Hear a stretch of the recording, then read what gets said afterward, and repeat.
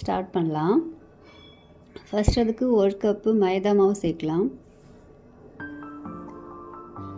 அதுக்கப்புறமா கொஞ்சமாக உப்பு போடலாம்.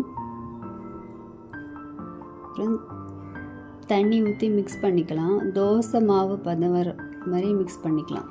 தோசை மாவை விட கொஞ்சமாக தண்ணி ஊற்றி, இன்னும் கொஞ்சம் அதிகமாக தண்ணி ஊற்றி மிக்ஸ் பண்ணலாம்.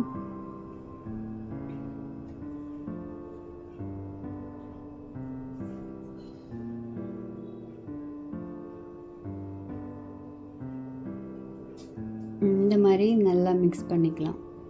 நம்ம தோசை ஊற்றுற மாதிரி அதை விட கொஞ்சம் எக்ஸ்ட்ரா தண்ணி ஊற்றினா நல்லாயிருக்கும். தோசை மாதிரி ஊற்றிக்கலாம்.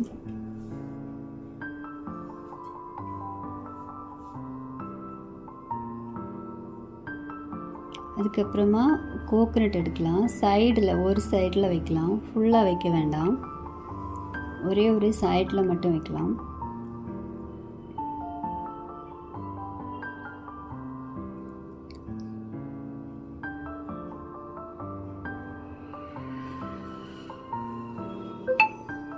கொஞ்சம் வேகட்டும். அதுக்கப்புறமா சுகர் போடலாம்.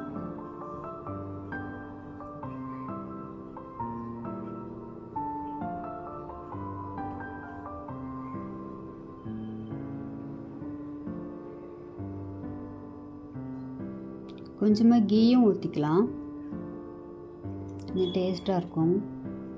அதுக்கப்புறம் நம்ம ஒரு சைடு இன்னொரு தேங்காய் போட்டிருந்தோம்ல, அதை இன்னொரு சைட்லேருந்து இப்படியே மூடி வைக்கிற மாதிரி ஃபோல்ட் பண்ணி வைக்கலாம். ஃப்ளிப் பண்ணிக்கலாம்.